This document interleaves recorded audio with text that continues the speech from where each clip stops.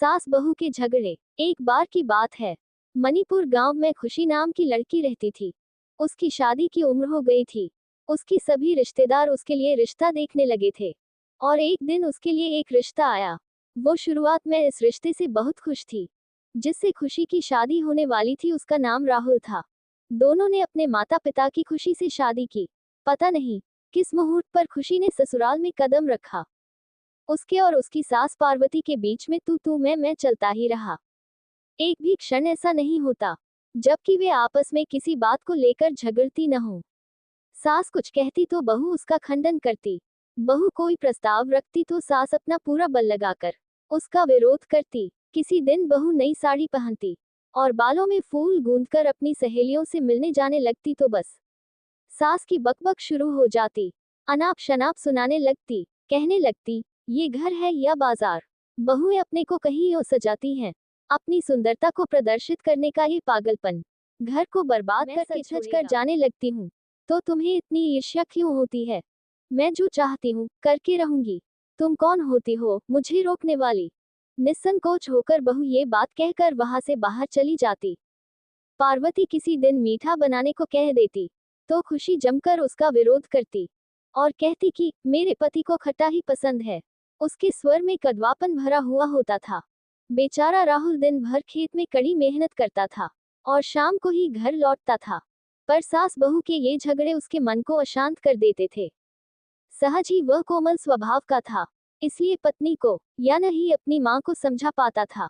उसकी स्थिति दयनीय थी। एक दिन शाम को खेत के किनारे बैठ गया और सोचने लगा कि क्या करूं, सन्यासी बन जाऊं या कहीं भाग चलूं। तब उसी रास्ते से गुजरते हुए उसके मित्र भीम और राम ने उसे देख लिया। वे उसके पास आए और पूछा, राहुल, क्या हुआ? इतने उदास क्यों हो? अभी अभी तो शादी हुई है, घर गए बिना यहाँ क्यों बैठे हो? राहुल ने उन्हें अपनी स्थिति समझाई और कहा, ये सब मेरा दुर्भाग्य है, इससे बचने का कोई रास्ता भी तो नहीं है। मैं तो तंग आ गया हूँ, कर भी क्या सकता हूँ?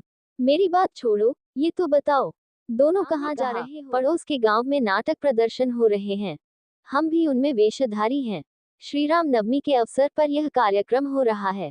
भीम ने उसे आश्वासन देते हुए कहा, पत्नी और मां के झगड़ों को लेकर इतना परेशान क्यों हो रहे हो? जल्दी ही तुम्हारी समस्या का परिष्कार हो जाएगा, धीरज रखो। हाँ हाँ, भीम का कहा होकर रहेगा, निश्चित होकर घर जाओ, राम ने कहा। एकता गुजर गया। पूर्णिमा की रात थी। राहुल गाढ़ी निद्रा में था। पिछवाड़े में कुएं के पास अचानक जोर की ध्वनि हुई। सास और बहू चौंक कर उठ बैठी। दोनों दरवाजा खोलकर तेजी से पिछवाड़े में गईं। कुएं के किनारे जटाओं वाले दो भूत बैठे हुए थे। वे गहनों की गठरी को हिलाते हुए आपस में जोर जोर से बातें कर रहे थे। ये दृश्य देखकर सास बहू चिल्लाने ही वाली थी, पर उनके गलों से आवाज निकल नहीं पाई। उन दोनों को देखकर दोनों भूत कुएं के किनारे से उतरे और कहने लगे, डरो मत। जिस तरह से मनुष्यों में अच्छे मनुष्य होते हैं, उसी तरह से भूतों में भी अच्छे भूत होते हैं। असल में हम एक ऐसे घर की तलाश में हैं जहां सास बहू आपस में झगड़ती न हो। उन्हें गहनों की यह गठरी देना चाहते हैं। गांव भर में हमने बहुत ढूंढा, पर ऐसा एक भी घर दिखाई नहीं पड़ा। लगता है इस घर में भी सास बहू के बीच अच्छे संबंध नहीं हैं। बातें सुनकर पार्वती ने साहस बटोरा और कहा, पर ये तो बताओ कि गहनों की यह गठरी तुम्हें कहाँ से मिली? एक एक कदम आगे बढ़ाती हुई उसने पूछा। उसके इस सवाल पर छोटे भूत ने अपने दोनों हाथों से सिर को खुजलाते हुए कहा, ये तो लंबी कहानी है, संक्षेप में बताता हूँ, सुनो। परसों रात को जब हम जंगल में घूम फिर रहे थे, तब दो चोरों को हमने देखा। एक के हाथ में गहनों की यह गठरी थी। हमें देखते ही भय के मारे वे गठरी वहीं छोड़कर भाग निकले।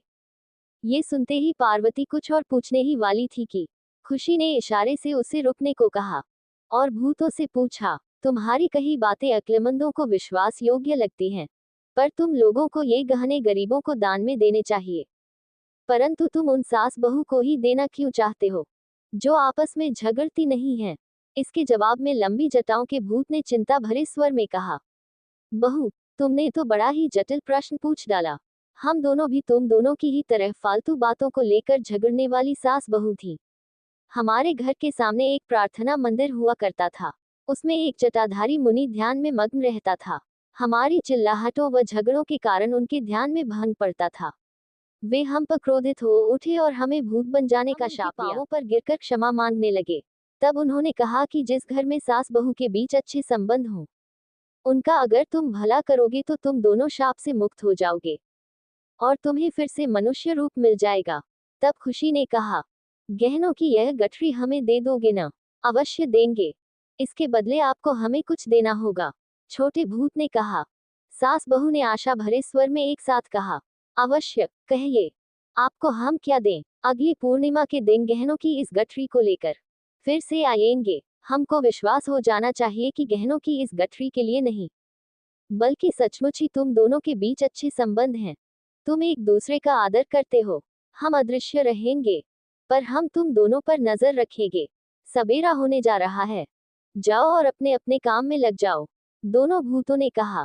सास बहू ने खुश होते हुए सिर हिलाया और एक दूसरे का हाथ पकड़े अंदर चली गईं। भूत भी दीवार फांद कर आंखों से ओझल हो गए। दूसरे ही दिन से सास बहू माँ बेटी की तरह रहने लगी। अब उनमें किसी प्रकार का मनमुटाव नहीं था। एक दूसरे की बात टालते नहीं थे। उनमें हुए परिवर्तन को देखकर राहुल चकित रह गया और उसे आनंद भी हुआ। यूं 30 दिन बीत गए।